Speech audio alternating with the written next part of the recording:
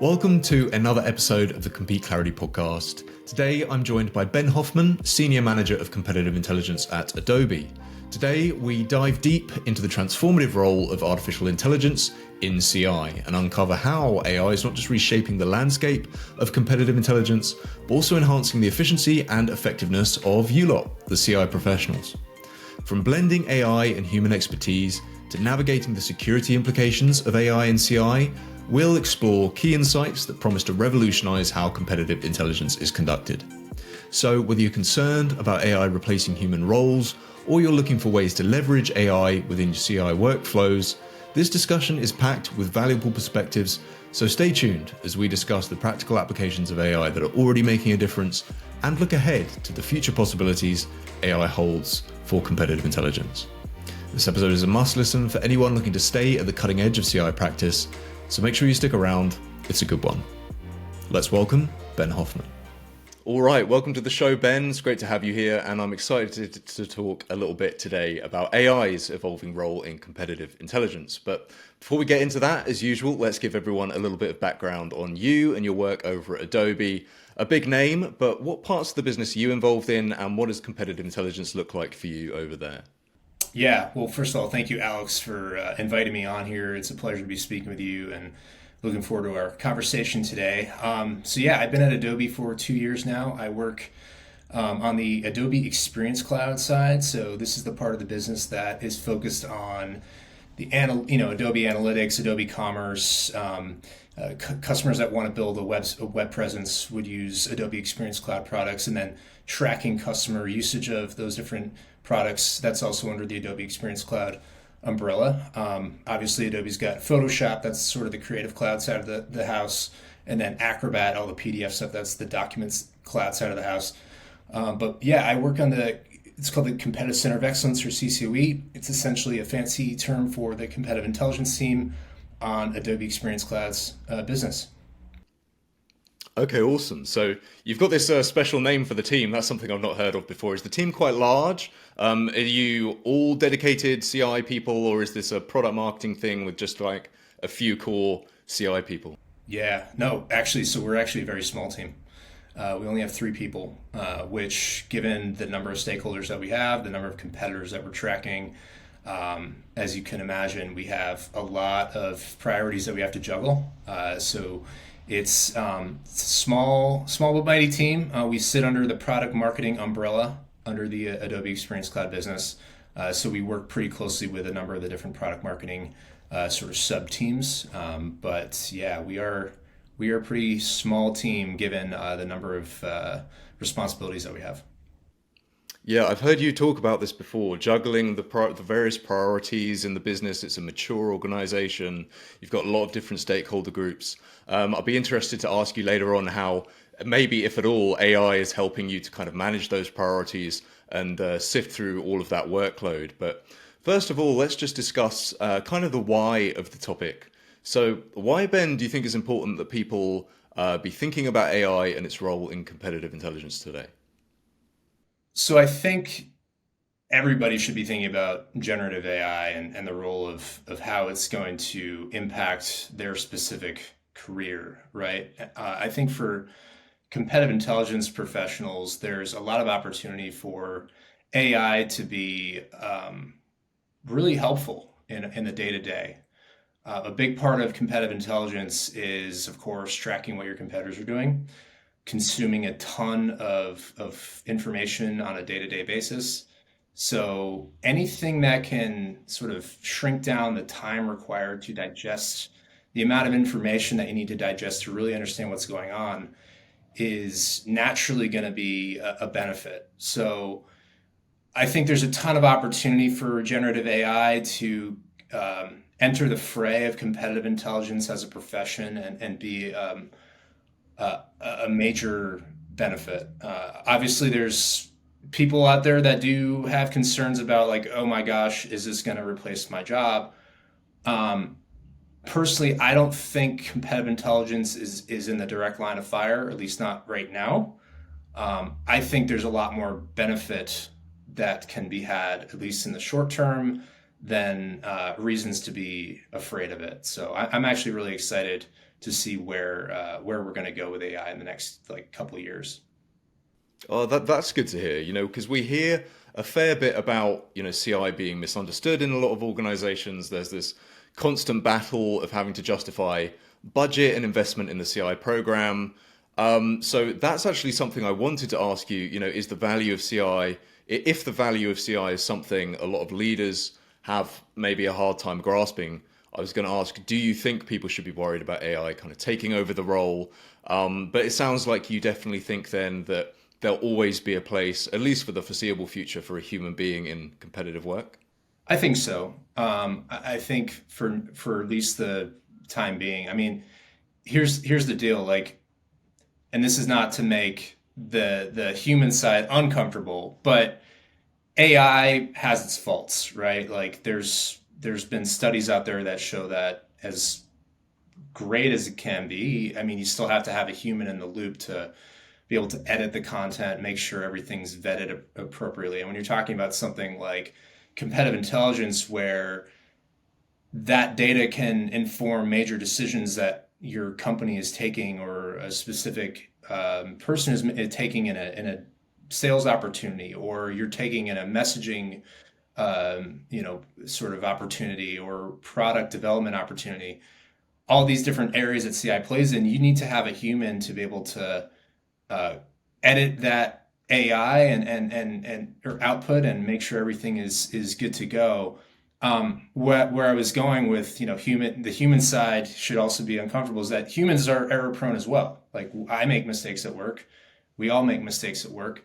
But I think the point being is that, I think when we need to worry is there going to be like an AI that edits the AI at some point?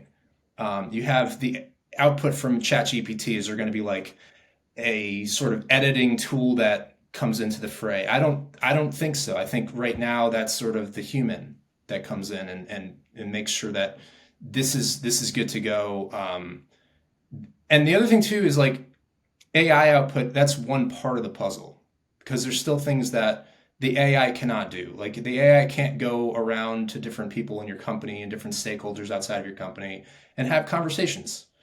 You can have some basic conversations through like a chatbot, but it's just not the same. And I don't see that being the same for the foreseeable future. And I also just don't think that companies, like, I don't think people actually want to be in a world where it's just bots communicating with bots. Like, I don't think that's the goal. I think the goal is to have bots as part of the overall puzzle versus the puzzle, if that makes sense. Yeah, absolutely. I think that's super interesting, because that is something that you hear, as kind of a recurring concern. This sense checking piece that you're talking about. If the AI's reasoning is this kind of black box where we put a bunch of stuff in, it spits a bunch of stuff out, especially if that's erring on the side of the strategic, and we're using that to inform these kind of, like high risk reward scenarios where there's a lot at stake. If you can't go back and justify, well, here's exactly how the chatbot or the AI got to its answer, and then everything goes wrong, it's a little bit weak to just pin it and say, well, the AI told me to do it, right? Yeah, yeah, yeah, exactly. It's like you you wouldn't put all your eggs into that basket, and if you do, then you sort of deserve the outcome that you get. If you get a good outcome, well, that's great. I think at this point, that's sort of a lucky result. So I do think, going back to just how it enters into CI, and specifically focusing on that, I think there's a massive opportunity for sort of this interplay between AI and humans, to really make competitive intelligence more powerful than it's ever been. But I don't see AI taking the place of humans in all situations. I think there's going to be sort of those more day-to-day tasks where AI is going to maybe start taking over, and that should be a good thing, because at least from my perspective, those things are kind of a pain. So to be able to have AI come in and do some of that, I think is a great benefit. It's obviously been progressing at a really, some would say, alarming rate, AI over the past couple of years. Do you think at where we are with it right now, people can really start using it already to move the needle, make a dent in their workload, automate their processes? Or at the moment, would you say there's still a little ways to go before its practical use really comes into the kind of everyday work that people are doing? It's a great question. I think the answer is yes, but um, I can only speak for myself, but I imagine other folks in our community are doing the same thing, which is using AI to, again, just save time with, I'll give you an example. Adobe, the Experience Cloud business, we have hundreds of competitors. And every day there are dozens of different news articles that come out. A lot of those are noise. A lot of those are sort of just fluff pieces, but some of those are really important. The cool thing is there's tools now that can just condense those articles down to like, here are the key takeaways. And you can get a sense really quickly of, is this article worth digging into more deeply, or can I just move on to the next one? And that can be applied to all sorts of different use cases. But I think for me, just personally, like understanding what's happening from a news perspective, that is, it's a huge time saver, just to be able to have that, because otherwise I'd be going in and sort of digging into each of these articles. So I think that's a huge benefit. That's something that can be applied today. But it still requires like getting that little condensed chunk. I mean, you still have to go into that article. You still have to put the pieces together of, okay, they've announced this product or they're hinting at some new service. Like, what does that mean? The AI is not really going to be a benefit right there for that right now. Maybe in the future, but for now, that's still something that you've got to do that strategic analysis on. And that's good because it means like we still have jobs that we can do. But at the same time, it's a limited use case, right? Like it can do that first step, but the human has to come in and do like steps two, three, four, five. I think over time, you'll see the AI being able to do like steps one, two, three, and then you still have to do four, five. And then I think there's always going to be a step or two where you as the human need to come in and actually take it home. But I think over time, AI is going to be able to do more and more of that chain of different processes, if that makes sense. Got you. So is that kind of the help with processing, the separating signal from noise? Is that the only application that you personally are using AI for right now, or are there others as well? Yeah, so there's a couple use cases. It's mostly about it really comes down to text analysis more than anything. So we're doing it on news, doing it on like PDF analysis. So sort of if I'm looking at a 50-page PDF, I can get information out of the PDF that I don't have to dig for, and I can reuse sort of those commands in other PDFs if there's like if we're using some sort of standard template. So that's a time saver as well. And then we use a competitive intelligence tool called Clue, which has another thing that analyzes reviews from customer review websites like G2 Crowd, Trust Radius, Gartner Peer Insights, and is able to piece together trends based on like keywords, and that's leveraging AI as well. So there's a few different use cases today, and they're all things that are major time savers for us. So definitely, definitely getting a lot of benefit out of each of them. Okay, that's interesting. So with the PDF analysis, is that something similar to what it sounds like the Clue tool is doing, where it's kind of a keyword density, kind of frequency of mentions analysis to kind of get an idea of what it's about and where the like focus areas are, and then you can decide I'm interested in these things. This has kind of bucketed these PDFs into that bucket, so I know I'm interested in those, or does it go a little bit deeper? Yeah, it's like, tell me what so and so said about X, and it would dig through the report and it would sort of give you an output on that. And sometimes it's really good, sometimes it's okay, sometimes it doesn't pick it up, but most of the time it does. And it's just again sort of thing where like you might not know exactly what to search for, what keywords to look for in the PDF, and this sort of knows what to look for and will pull it out for you, and then you can sort of like copy and paste it into maybe another document if you're working out of another document. So for me, like that's really helpful with like looking at a win-loss report, right? So like a transcript from an interview that might be 24 pages, and I want to know like, well, what did the customer say about the competitor's scalability?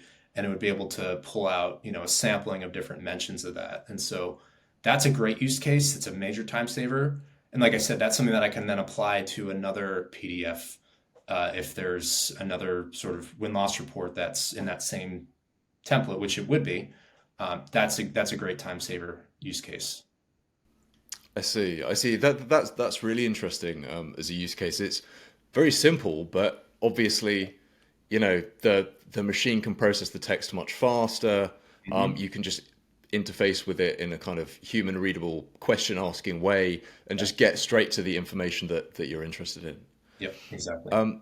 Of all the AI tools out there, do you have a favorite that you're using? You mentioned the Clue tool. Is it Mhm. ChatGPT you're using? Is it one of the alternatives out there? Yeah, I guess I've used a few different tools. Clue is one of the tools, obviously, that we use. I use another tool called Feedly, which is the news tracking, sort of the primary news tracking tool. And that, in addition to Clue, condenses articles down and sort of gives you the key takeaways. And they're working on a bunch of other AI sort of features that they're building into their platform. Um, as far as other things go, I don't use ChatGPT a ton at work. I just don't, and we're not using like the paid version. So, anything that I would type in there anyway would be, I think, out of date by a year or two. So there's very limited use cases for that. It's still pretty cool though to use if you're like, uh, sort of give me like the key takeaways from. I mean, if you want to do like a single article, actually, the output, the condensed output from that is actually really good. But I tend to sort of stick to the tools that we're just using already, and those check off the boxes pretty nicely for us. I see. You mentioned limitations, and this is something I've wanted to ask you as well. So, one Yeah. thing you do hear about is even the potential dangers of using AI and, Mhm. putting proprietary data into it, and then that kind of gets out there into the world. Yeah. What would you say our listeners should be careful of when they're using AI, if they're using AI within the sphere of competitive intelligence? Well, first of all, I wouldn't put any, proprietary information into a tool where you haven't done the due diligence to ensure that it's a sort of closed four walls just for your organization. Like the non-paid for ChatGPT is I wouldn't trust putting, my company's personal information or my personal information for that matter into that tool. If it's more generic information, like have at it. I think if it's you're paying for something, you know that there's security measures in place. I would feel more comfortable with that. I would still, you know, I'd still just make sure you do the due diligence. What I said, I think I was on a webinar a couple weeks ago on a similar topic, and I said that it would be really important and just a really good idea in general to have a security person in your organization, if that's like a chief security officer or someone of the like, do the due diligence with you to make sure that everything is good to go. Personally, I'm not sure I'd feel comfortable doing like looking at the security capabilities of a particular tool out there and being like, okay, I'm for sure like feel good. I for sure feel good about this. Like I'd want to have someone internally just say, yeah, like you can feel good about using this tool before I go ahead and start plopping personal data into that tool. So that's what I would suggest doing. I think again, like the ChatGPT, I want to say it's ChatGPT Enterprise or the Plus version or whatever it's called. Um, you get supposedly like a sort of closed off version just for your organization, but um, yeah, those like the free ones out there, Bard, ChatGPT, some of these other ones, like I would be very careful about what data you're putting in because it could easily get included into their large language model and then get thrown into someone else's organization. So just be very, very careful about doing that. Yeah, yeah, for sure. Do you think that that's something that's a development that will perhaps happen eventually? So like some kind of internal oversight department or individuals who, if AI does get rolled out in organizations at scale, there'll be people kind of pushing out best practices and saying, like this is not what you want to be doing. Here is what you want to be doing. Setting up infrastructure around it, making sure everything's kosher in that sense. That's a really interesting. Yeah, there's going to be like a CAIO, like a Chief Artificial Intelligence Officer. I could totally see that being a thing. I mean, I remember like when social media started to really enter the scene, like people started using Twitter and Facebook, and there you started seeing like social media managers popping up in organizations, and now that like AI is such a big part of the conversation and people's roles, like I do wonder if we're going to start seeing AI departments popping up, and then security elements within those departments. I could absolutely see that happening. I do think some organizations are going to be first in line. Some organizations are probably already doing that. I imagine like I'm not sure if Adobe has that, but I imagine some of the bigger tech companies out there are doing that. But then there's going to be laggards, companies that, aren't even aware of maybe the security issues around that. And we're going to hear about, data issues, data loss issues, or things of that nature. So I think it's good to get awareness out to organizations of like the security concerns that could prop up if they're not using these tools correctly. But absolutely, I think over time we're going to see more and more just conversation around this, and you're just going to start seeing people coming into organizations who are like strictly focused on ensuring that they're using AI tools in the right way. Yeah, you mentioned like laggards and sort of trailblazers in terms of pushing through and implementing infrastructure and systems around using AI and using it properly in a business. Do you think that itself, that kind of adoption and kind of like aggressive adoption with oversight of AI in organizations could itself be a competitive lever that companies can pull to kind of get ahead of the ones who are a little bit maybe blasé about it or don't want to implement the kind of oversight and end up making those mistakes, like we mentioned earlier? Do you think that's a possibility as well? Oh, absolutely. Yeah. I mean, the companies that are using AI today are already a step ahead of the companies that aren't, plain and simple. Like just the time savings, companies that aren't using AI are spending more time on things that aren't pushing the needle from a strategy perspective, or if it is pushing the needle, is pushing it darn slowly. So I think the companies that are using AI already, specifically using it in a way that they can import their own personal data and do it in a safe way. That's where the real strategic sort of nuggets can start coming out. So if you're just using like the free ChatGPT or free Bard, that's good up to a point, but like you want to be able to use AI to crunch your sales numbers and find out what are the trends here. I think that's where the real sort of gold nuggets can be found. So companies that are doing that are absolutely 1, 2, 5, 10, 20 steps ahead. It's interesting talking about this because even myself, I've noticed like there's this kind of weird resistance to using the AI tools that I have at my disposal to do my day-to-day job. And I don't really know why. It's like this kind of pride thing maybe, or I should do things the hard way. But at the same time, I know there are people, not even in, like across from me in other businesses, but even within the business who are using it, who are probably outpacing me because they don't have those same kinds of, prejudices, I guess, against using the Yeah. tool. I mean, it's also overwhelming, right? Like there's so many tools out there. And let's be honest, like this has been live now for a year, really. Like ChatGPT launched just about a year ago.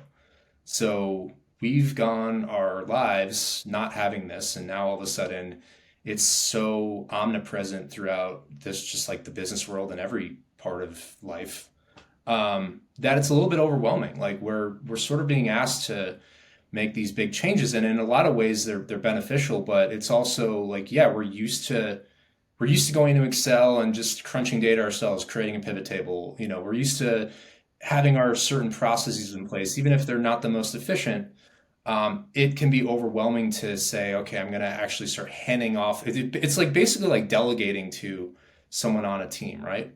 Like I'm going to start handing this off and having this thing do this for me. So it could be like could be a trust thing for some people. It could be just overwhelming. Like, I don't even know where to start. I feel that way sometimes. There's so many tools out there. And it's like, how do you even know which is the right one to use? I think everyone knows about ChatGPT and Bard, but that's just scratching the surface. There's so many tools out there. And it's incredible, but I also think it's really overwhelming to know where to start sometimes with these things. Yeah, yeah, definitely. I mean, I think everyone's seen how quickly the kind of AI space became saturated. Everyone jumped on the bandwagon, everyone was talking about it. It felt Yeah. like if businesses weren't talking about it, they were behind. So everyone was kind of rushing products out the door that maybe at release, maybe weren't the best, but maybe even a few months after that, but worked perfectly fine. But I think a lot of people, that initial kind of overwhelm, especially if products were getting rushed out or experiences weren't so good, especially since so many people, it seems, the intuitive way of using the tool, which is it's just a chat box, I can just ask it anything I want to. Right. You dig a little bit deeper and you find actually you have to kind of curate the Mhm. questions that you ask, and you know there are whole guides and courses, I'm sure now, on how to craft the perfect prompt to get your tool to do what you want it to do. Yep. um, Definitely a lot to take on board. Absolutely. Yeah, definitely. Are there any other ways that you think AI will play a part in shaping how people perform competitive intelligence, either in the near future or the far future?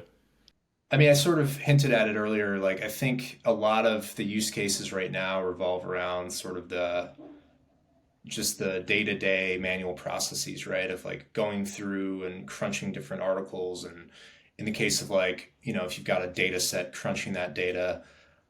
And this may be something that's happening today, but I haven't really seen it, is that next step where, recommendations start getting surfaced. Like, hey, we've crunched your last 5 years of data. Here's some things that we found, but also like you might want to start looking at this, or you might want to start connecting these two things together. Maybe it's like it could be an example like you might want to start. It looks like um, these two products might be good as like co-selling opportunities, and maybe the AI is doing that today. I haven't seen a lot of that sort of thing, but almost starting to get into the strategic a little bit, and I'm not worried about that personally because like I think a lot of people would be, oh well, the strategic that's for the human. Like we don't want this getting into the strategic side. I actually do because again, it's another seat at the table. And so if the AI can start providing some strategic guidance, and that could be again for like sales data, could be for hey, we've looked at the last dozen articles about competitor X, and it looks like this has been mentioned a number of times, which is similar to what this other company that you compete with is doing, and it seems like there's a market developing here, like that sort of information where it's starting to surface things and provide almost like its take on multiple different news pieces or competitors, I think would be amazing. I just don't think we're quite there yet. And I think that's going to happen, but that's the sort of thing where it's like I'd love to have. It's just like another voice in your ear to say, "Hey, this is something that you should be looking at." I'm not going to necessarily put all my eggs in that basket, but it's an egg to put in the basket if that makes sense. Right. So getting to the point where we're not just dealing with, single pieces or single sort of like data sets in isolation, but where it's kind of remembering those data sets and then pulling across all of them to get these kind of like, I guess, meta conclusions is a one way you could put it. And then kind of actually suggesting something that's of practical use to a particular business based on everything it also knows about the business. Just that kind of one or two levels higher than we're at right now. Yeah, and even maybe a step further where it starts predicting potential actions, right? Like, hey, based on the last 10 acquisitions that have happened in the market, like this company could potentially acquire that company. Um, and again, it might be like a bunch of fluff, but it could also just be something to look at. Like that's the point is that it's something for you to consider. It's something for you to think about. you're still there to do the thought process, to do the thinking, but this is bringing you things to think about. That's sort of the next step. Right now, we're at the point where it's sort of doing that, like but it's not. There's not much analysis going on that I've seen. It's more just like we're going to condense things. We're going to give you really basic output, but to work and start like predicting potential things in a market, I think would be, and I imagine we'll get there. I really do. Like based on where we've come in the last year, I think, and honestly, like I wouldn't be surprised if by the end of this year there's like a tool out there that does that. It really wouldn't shock me. You mentioned earlier sort of this split between, like you'd heard some people intimate that they weren't so comfortable with AI getting involved in the strategic side, but it's something you would actually look forward to. It seems to me like there could be other similar issues where there's really some debate going on as to not just in competitive intelligence, but elsewhere in businesses, where AI can and should sit. Is there any, are there any other opinions, I guess, that you kind of have around what you would like to see AI do in future that you think other people might not be so comfortable with? The strategic piece is a big one. I think that, I said it earlier, like I was on like Instagram the other day, which I don't tend to go on Instagram very often, but I was on it the other day, and there was an ad for this company called Air AI. I don't know if you've heard of them or seen what they do, but it's like if you call in to, it's like next level customer service bot, where it's got sentiment analysis baked in. It's got, you see like, hey, we want you to check out this new deal. Oh, I'm not interested. Like, yeah, cool, I get that, but you might want to, like, it's like it sounds like you're talking to a human. It's actually kind of scary. I think what pushing the envelope of like, I'm not sure we want to go this direction is, again, like what I was saying earlier, is the communication. So I communicate with all these stakeholders internally, um, and stakeholders externally. Like I speak with industry analysts, I speak with the vendors that I work with. If all of a sudden there was like a Ben bot, right, where it's like basically me, and it's going out and communicating with like all these different stakeholders, and it's got like almost like my voice, and it's got my sort of my lingo, and it really knows how to actually have a conversation with these people, and you don't really need to, press whatever button on your phone to get connected to a human. I think that's where it starts to get a little scary. And on one hand, it's cool because like I can sort of outsource that work. If I want to interview a bunch of people in the sales team about their recent experiences against a competitor, like this is a way that I could do that.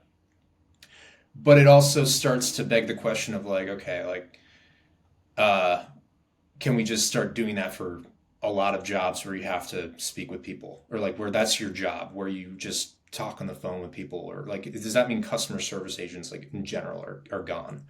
I think that's where I personally think that we need to be careful about how much we push forward here. And I don't think, like, I think we're pushing forward there. I just think for roles where you literally could replace someone with a bot, I think that's where we should be a little bit scared. I think roles where you communication, or certain things that don't require a lot of strategic analysis, that's not a big part of your role, or that is a big part of your role. I think AI will be a complementary piece, but other roles where it's accounting, journalism, like I think a lot of these roles are honestly in they're I don't want to say they're in dire straits quite yet, but like there's definitely some threats at play, and it's a little scary.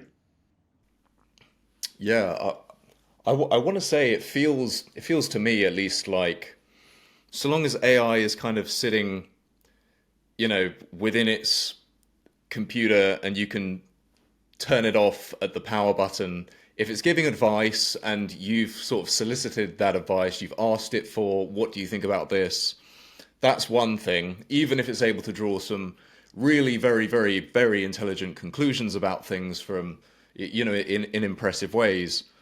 But if it starts like getting some autonomy over who it interacts with and who it's, even if it's trying to influence you yourself, but you've solicited it, you can sort of think, okay, well, maybe I'm not going to take your advice on this. But if it's then going to multiple people in the business and saying, this is the best strategic, you know, uh, conclusion for you and for the business, and this is what we should be doing. And it's, you know, then it gets a little dicey. It's kind of come out of the box at that point. Yeah.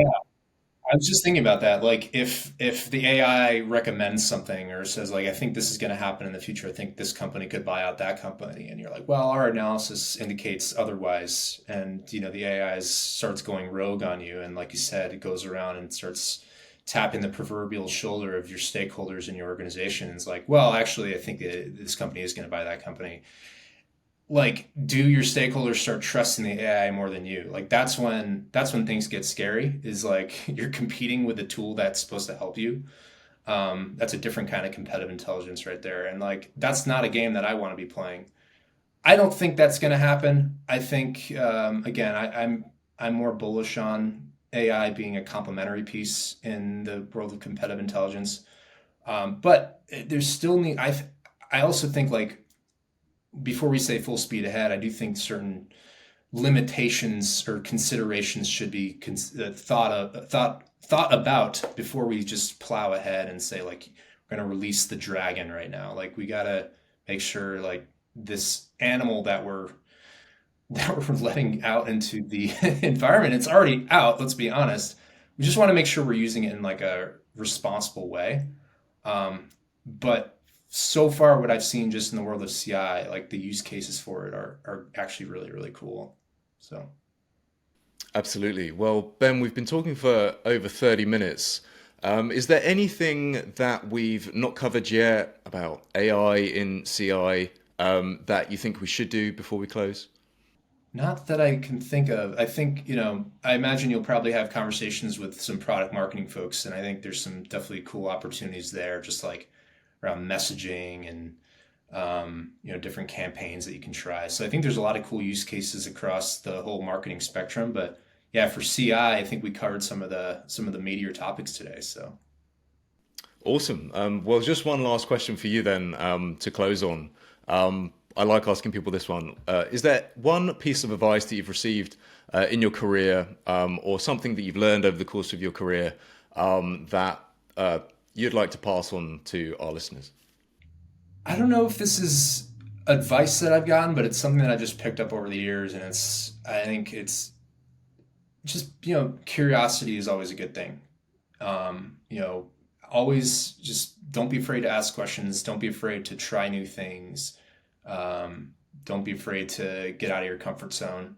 I think CI offers so many opportunities to try new things, to work with different groups of people, to take on very different types of work, all in the same day, all in the same week. And I just think like there's opportunities for you to sort of carve out your niche, and you should be open to, finding what you really like. So just, yeah, be open to trying different things, be open to just being curious in this role.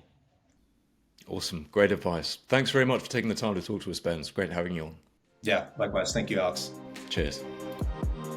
Thank you for listening to another episode of the Compete Clarity podcast. Head on over to competitiveintelligencealliance.io for competitive intelligence courses, industry reports, practical playbooks, articles, and more, or to join our community of over 2,000 engaged CI pros. Thanks again. We'll see you next time.